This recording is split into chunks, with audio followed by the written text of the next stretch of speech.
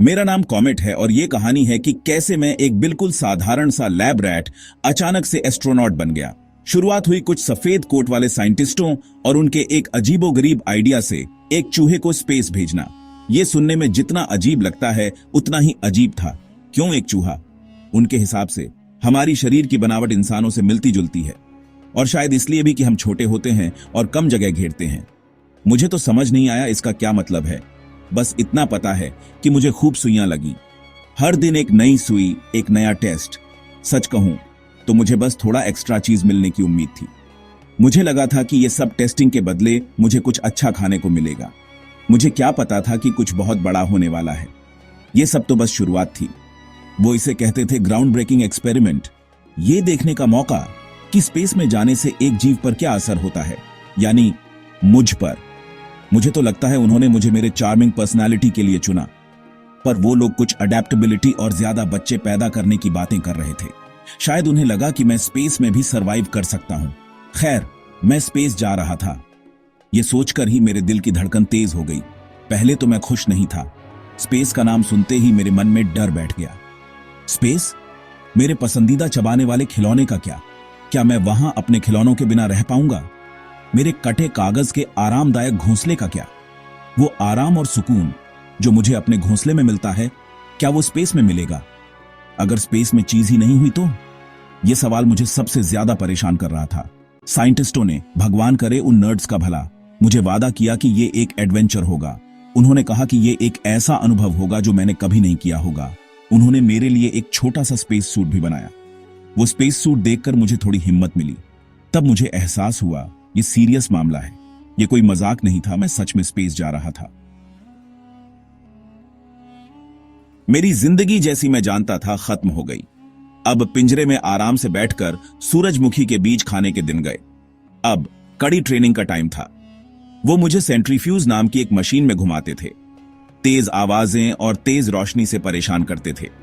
मुझे एक छोटे से ट्रेडमिल पर दौड़ाते थे, जो मुझे बहुत बेइज्जती लगती थी। सबसे बुरा, खाना। स्वादिष्ट लैब पैलेट्स और कभी कभार मिलने वाली मीठी चीजें अब नहीं रहीं। उसकी जगह मुझे एक बेस्वाद पौष्टिक पेस्ट दिया जाता था। लगता है असली एस्ट्रोनॉट यही खाते हैं, न स्वाद न टेक्सचर, बस पेट भरने वाला। इसमें मजा कहां है? इन सब के बावजूद मुझे एक मकसद का एहसास हो रहा था। मैं कॉमेट वहां जा रहा था जहां कोई चूहा पहले नहीं गया था। लॉन्च का दिन आ गया और माहौल में एक अलग ही जोश था। हर कोई उत्साहित था और चारों ओर एक अजीब सी ऊर्जा महसूस हो रही थी। साइंटिस्ट इधर उधर भाग रहे थे, आखिरी मिनट की तैयारियां कर रहे थे। हर कोई अपने काम में व्यस्त था और हर किसी की नजरें स्क्रीन पर टिकी थीं। मुझे मेरे लिए बने कैप्सूल में बांध दिया गया। एक छोटा सा आरामदायक कमरा जिसमें स्पेस में जाने वाले चूहे के लिए सब कुछ था। फूड पैलेट्स, पानी और कुछ स्वादिष्ट स्नैक्स भी, और एक्सरसाइज के लिए एक छोटा सा पहिया भी। यह सब कुछ मेरे आराम और स्वास्थ्य के लिए था। काउंटडाउन शुरू हुआ। 10, 9, 8। हर सेकंड के साथ मेरी धड़कनें तेज हो रही थीं। मेरे छोटे से दिल की धड़कनें तेज हो गईं। मैं सोच रहा था कि क्या मैं इस मिशन के लिए तैयार हूं? अगर मैं कुछ भूल गया तो? अगर कुछ गड़बड़ हो गई तो? ये सवाल मेरे दिमाग में घूम रहे थे। अगर स्पेस जैसा बताया गया है वैसा नहीं हुआ तो? क्या मैं वहां सुरक्षित रह पाऊंगा? अगर वहां स्पेस बिल्लियां हुई तो? ये ख्याल मुझे और भी बेचैन कर रहे थे। फिर एक बहरी कर देने वाली आवाज और एक तेज रोशनी के साथ हम लॉन्च हो गए। रॉकेट ने जमीन छोड़ दी और हम आसमान की ओर बढ़ने लगे। मैं अपनी सीट से चिपक गया। जी फोर्स से मेरा फर झपटा हो गया। यह अनुभव बहुत ही अजीब और रोमांसिक था। अगर मैं कहूं कि मुझे डर नहीं लगा तो झूठ होगा, लेकिन इस डर में एक अजीब सा रोमांच भी था। लेकिन इसमें एक रोमांच भी था, एक नई दुनिया को देखने का मौका, एक एडवेंचर का एहसास जो मेरे छोटे से चूहे के दिल में गूंज रहा था। यह एक ऐसा अनुभव था जिसे मैं कभी नहीं भूल पाऊंगा। स्पेस में शुरुआती कुछ घंटे अजीब थे। जैसे ही इंजन बंद हुए और हम जीरो ग्रेविटी में पहुंचे, मेरा शरीर भारहीन हो गया। दिमाग घूम रहा था जैसे किसी रोलर कोस्टर पर हो जो कभी खत्म ना हो। मेरा चीज का पैलेट हवा में तैर रहा था, एक जादुई चीज का गोला। मैं उसके पीछे भागा। मेरे छोटे छोटे पैर हवा में घूम रहे थे, पर मैं बस उल्टा सीधा लुढ़कता रहा। बहुत मजेदार था। अगले कुछ घंटे मैं दीवारों से टकराता रहा, कलाबाजियां करता रहा और कुल मिलाकर बेवकूफ बनता रहा। लेकिन जैसे ही मैं इस नई दुनिया में सेट हुआ, मुझे जीरो जी का जादू समझ आने लगा।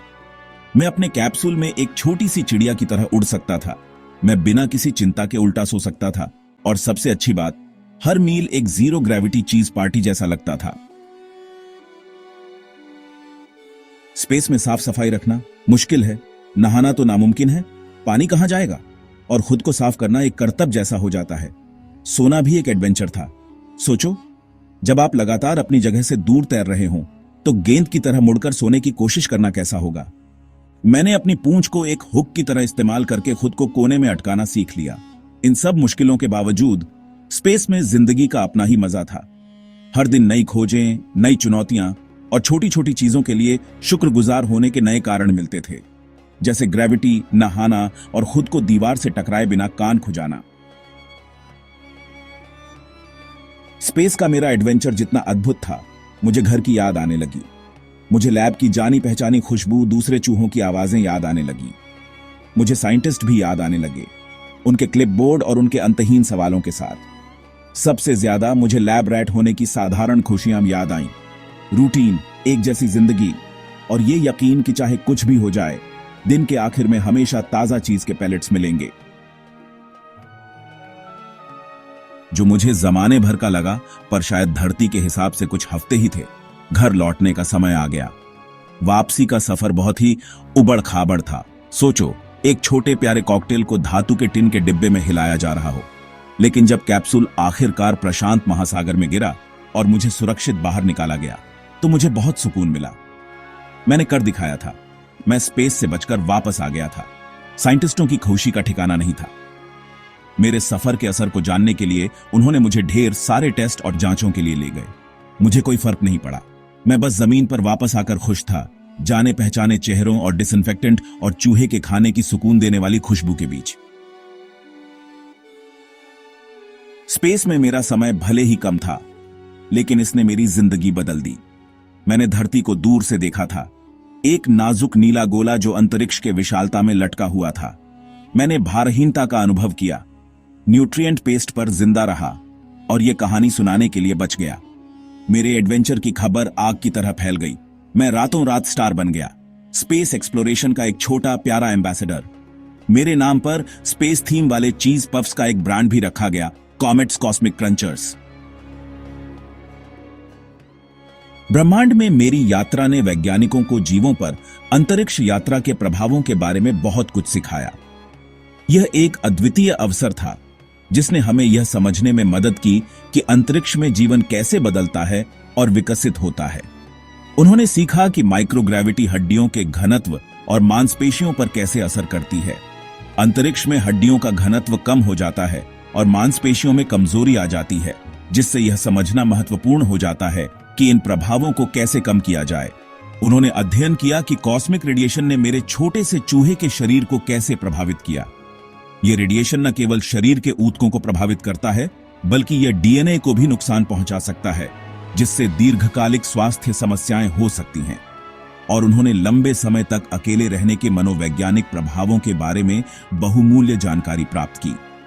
अंतरिक्ष में अकेलापन और अलगाव मानसिक स्वास्थ्य पर गहरा प्रभाव डाल सकते हैं, और यह अध्ययन हमें यह समझने में मदद करता है कि इन चुनौतियों का सामना कैसे किया जाए।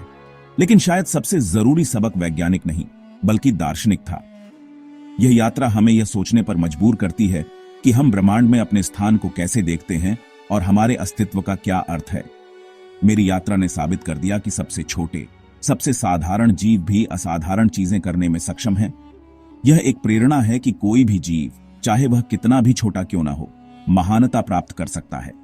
इसने दुनिया को दिखाया कि साहस, लचीलापन और जिज्ञासा आपको उन जगहों पर ले जा सकती है जहां आपने कभी सोचा भी नहीं होगा, भले ही आप एक रिसर्च लैब के चूहे ही क्यों ना हों। यह हमें यह भी सिखाता है कि हमारे सपने और आकांक्षाएं हमारी सीमाओं से परे हो सकती हैं। इसलिए अगली बार जब आप तारों को देखें तो कॉमेट को याद करें, एक्सीडेंटल एस्ट्रोनॉट को। यह एक अनुस्मारक है कि ब्रह्मांड में अनंत संभावनाएं हैं और हमें उन्हें खोजने के लिए तैयार रहना चाहिए। और याद रखें, कोई भी सपना बहुत बड़ा नहीं होता, भले ही आप एक छोटे से दिल और एडवेंचर की और भी बड़ी भूख वाला एक छोटा सा चूहा ही क्यों ना हो। यह कहानी हमें यह सिखाती है कि हमारे सपनों का पीछा करने के लिए साहस और दृढ़ता की आवश्यकता होती है, चाहे हम कितने भी छोटे क्यों ना हो।